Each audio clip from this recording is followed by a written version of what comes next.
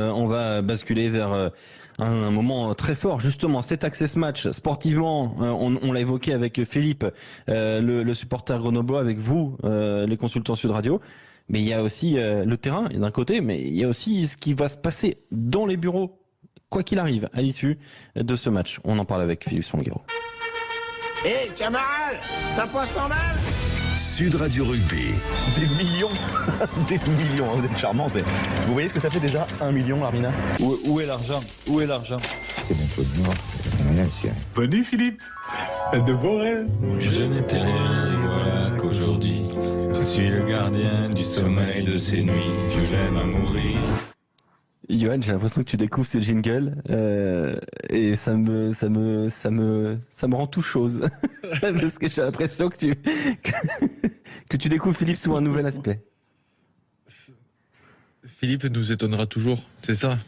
C'est ce côté très terre à terre où il est capable de chanter et ce côté où il a envie d'aller chercher l'argent. Où est l'argent? Eh oui, ça, où est l'argent? Philippe. Et en chantant, il va chercher l'argent. Ouais, ça c'est magnifique. Philippe, c'est vrai que ça fait beaucoup de compliments pour un seul homme. Hein. J'espère que tu arriveras à encaisser en tout cas. Pour encaisser, il n'y a jamais de problème avec Philippe. Je connais bien les deux personnages. Bien, très bien, c'est là, Quentin. On a roulé nos bosses. Oui, vous avez roulé vos bosses, exactement. Philippe, ce sera un match très important, 80 minutes et de lourdes conséquences économiques. C'est aussi un peu un point d'interrogation parce que est-ce que ce sera vraiment déterminant, les clubs qui vont se départager donc leur présence en top 14, Grenoble et Perpignan.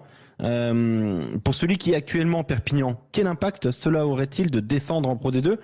Est-ce que ce serait entre guillemets catastrophique pour le club catalan?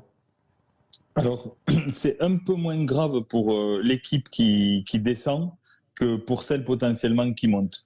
Je m'explique. Aujourd'hui, Perpignan a sécurisé un budget d'un peu plus de 18 millions d'euros et c'est pas une surprise du coup qui se retrouve là, puisque souvent le sportif fait déjouer les pronostics et les chiffres, mais malgré tout, on dit depuis plusieurs saisons maintenant qu'il faut avoir un budget au moins de 20 millions d'euros sécurisé pour assurer son maintien en top 14. Et quelque part, on voit ces dernières saisons que les équipes qui ont du mal à sécuriser un budget au-delà de 20 millions d'euros sont toujours en danger.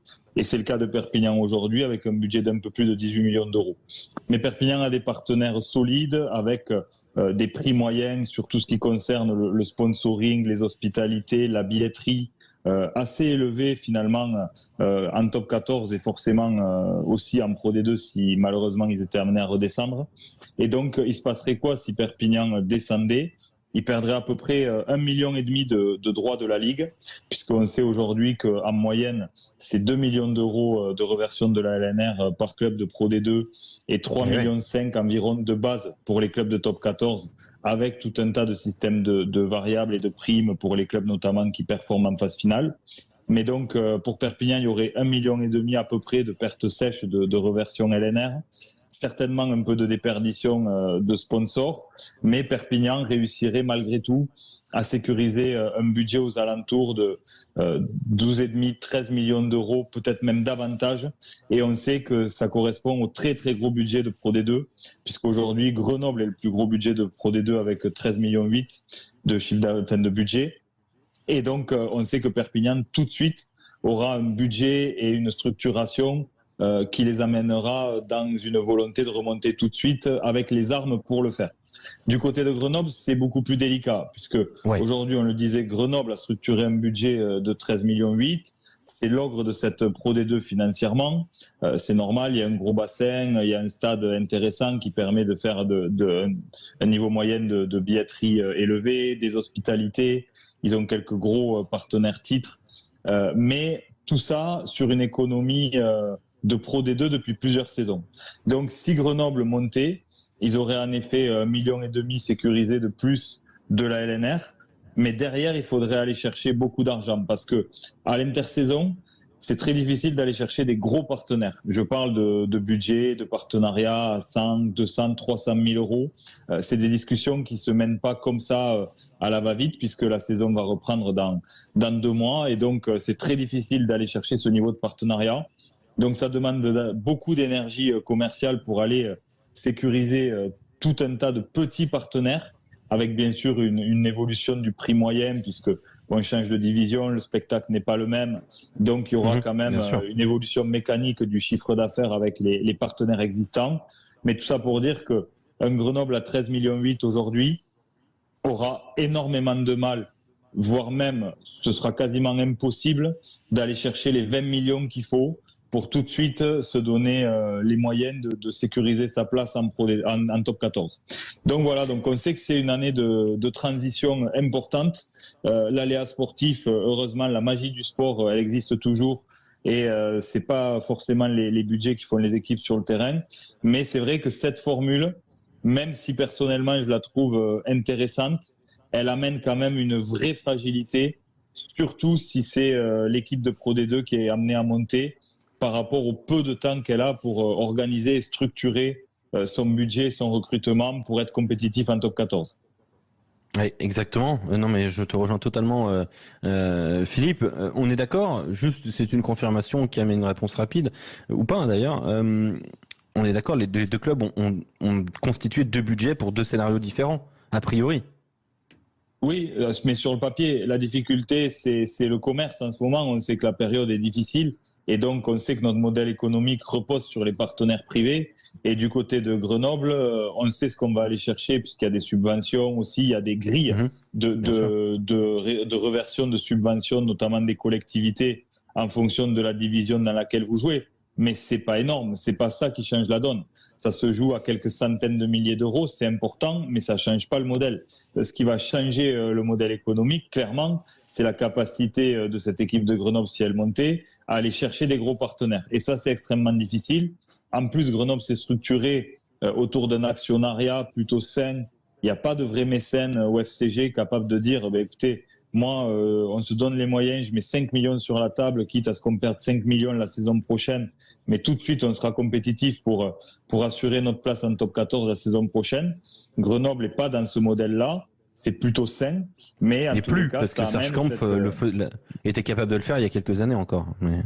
Ouais, Serge Kampf le faisait, mais pas à l'échelle de Biarritz. Serge Kampf avait une difficulté, c'est qu'il soutenait le BO par Capgemini et il soutenait le FCG par une de ses filiales qui s'appelle Sogeti, mais c'était un peu différent dans le modèle.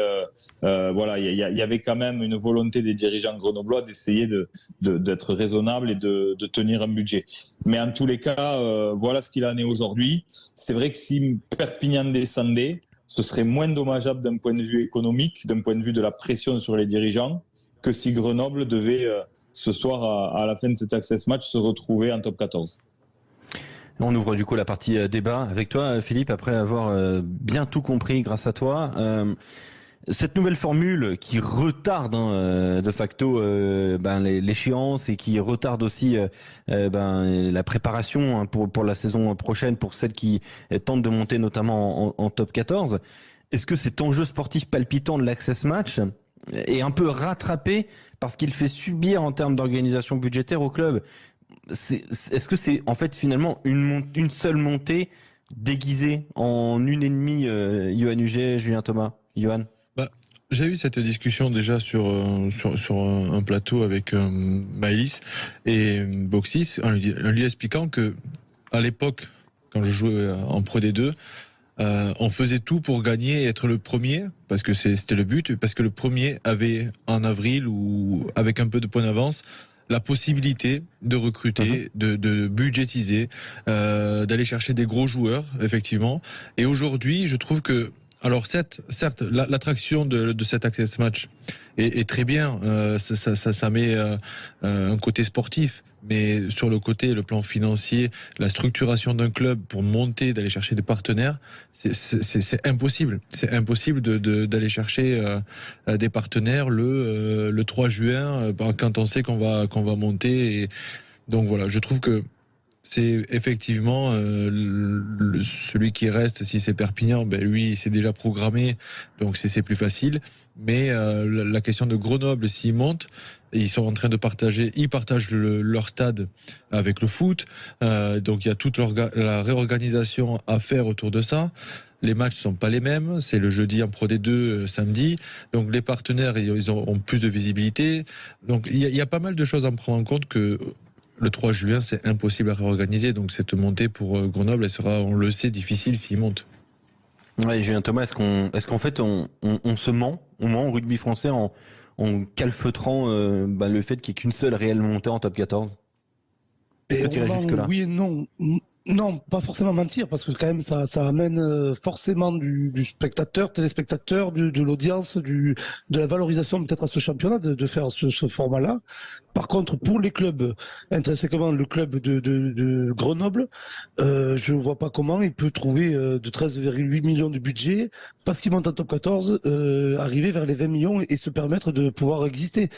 Et encore, là, on parle du plus gros budget de Pro D2. Imagine, c'était, je sais rien, Mont-de-Marsan, Nevers, ça aurait été beaucoup plus compliqué.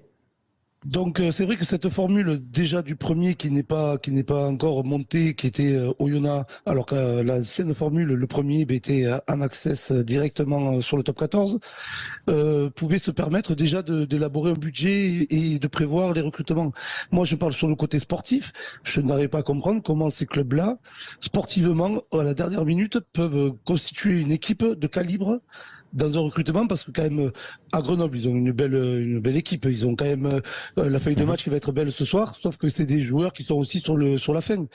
Donc et en top 14 il faut quand même que tu recrutes du solide.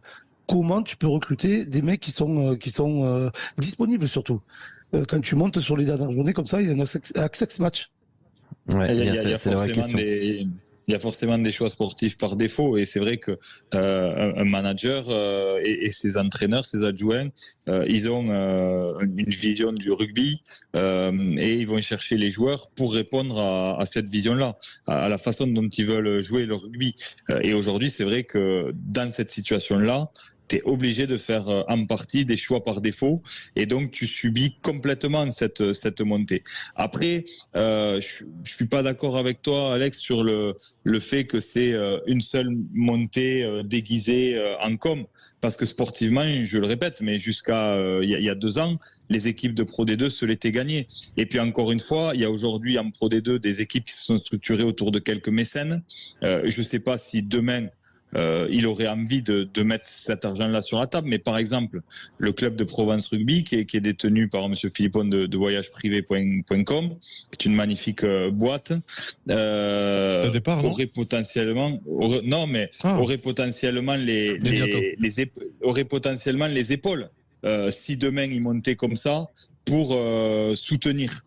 Donc il y a des acteurs en Pro D2. À l'époque, quand Perpignan est monté, François Rivière avait les moyens d'assumer à titre personnel. Après, est-ce que ces dirigeants-là ont envie de le faire ? C'est une autre question. Mais les moyens financiers potentiels sont là. Donc sportivement, les équipes par le passé ont su se la gagner, cette place. Donc moi je trouve il y a deux sujets intéressants dans cette formule. C'est que malgré tout, Johan a connu la Pro D2 sur une autre formule qui était bien aussi, mais je trouve que la culture des phases finales, elle est très propre au rugby, et cet enjeu des phases finales est quand même majeur. Mais il y avait les phases finales, excuse-moi de te couper Philippe, mais il y avait les phases finales, sauf que ça se jouait, le premier était champion, il montait, et après il y a du 2-6, il y avait. Oui, mais sauf que le problème, c'est que celui qui gagnait le droit de monter, le second, avait beaucoup plus d'importance que le premier qui était champion. C'est ça pourquoi, c'est la raison pour laquelle ils ont remodifié le programme. Ouais, je me souviens, mais en fait, on avait l'impression qu'il y avait quelque part 2 champions, parce qu'il y avait une finale qui se jouait sans le premier, donc ça remettait quand même en perspective le vainqueur de cette finale qui n'en était pas vraiment une. Mais en fait, juste aussi l'intérêt quand même de cette formule. Très rapidement. Moi, je pensais avant qu'elle existe qu'il y avait un écart beaucoup plus grand entre le top 14 et la Pro D2. Oui, c'est vrai. Et on se rend compte que c'est pas le cas. Et c'est quand même important de pouvoir jauger le niveau de ces 2 divisions. Et c'est le seul match qui permet de le faire quelque part. Moi, je veux juste te dire, on a aussi le bel exemple de Bayonne qui est monté et qui a réussi à accrocher le top 6. Donc il n'y a pas que des mauvais exemples. Bien sûr. Mais avec un budget au-delà de 20 millions, structuré par beaucoup de partenaires, un stade à guichet fermé. Donc, encore une fois, c'est vrai qu'eux, ils ont su structurer un budget. On est très en retard. Merci Philippe d'avoir été avec nous.